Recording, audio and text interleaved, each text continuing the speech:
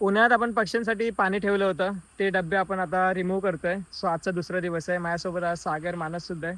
त्यांना जॉबवरून आज सुट्टी होती म्हणून ते लोक इथे आलेत. तर आपण सध्या आहोत वॉटरफॉलच्या इथे. त्याचे रील तुम्ही बऱ्याच बघितले असतील इंस्टाग्रामवरती. हे बघा, आपण इथे डब्बा लावला होता आणि तो आता खाली पडलाय. ती रस्सी कोणीतरी कापली.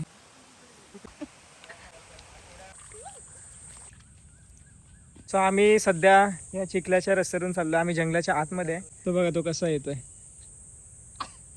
फक्त एका डब्यासाठी आम्ही इथे आतमध्ये चाललोय आणि अजून खूप जास्त अंतर पार करायचंय.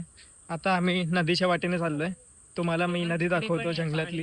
ही पूर्ण नदीची वाट आहे. याच्यातूनच आपल्याला सध्या जायचंय. जंगलाच्या वाटेतून ह्या नदीतून आम्ही चालतोय. खूप भारी वाटतंय. सागरचं तोंड बघा.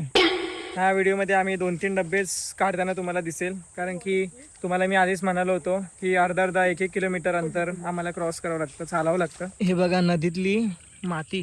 अर्धा पाऊण तास झाला आम्ही लगातार या नदीच्या वाटेने चालतोय. याच्यात एवढे दगड आहेत जे माझ्या पायाला खूप टोचत आहेत. आपण जवळजवळ पोहोचत आलो आता.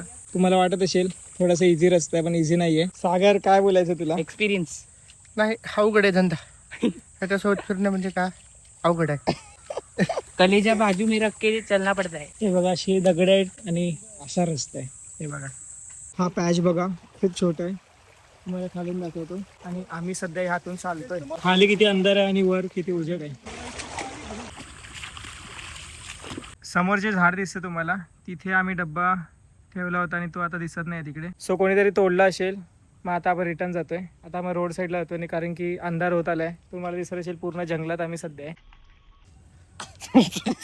आपण आलोय कमळ तलावच्या इथे. माझ्या मागे पोलिस उभे आहेत, त्यांनी आपल्याला पकडलं नाही पाहिजे, पण आपण इथे डब्बा लावलाय हे सांगू शकतो. हे बघा, एक डब्बा आम्ही काढलाय आणि हा शेवटचा डब्बा आहे. आता आपण घरी चाललोय कारण की अंधार होत आलाय. चला, आम्ही सेफली बाहेर आलोय. कसं वाटतं मानस? मस्त. सागर जिरली आमची.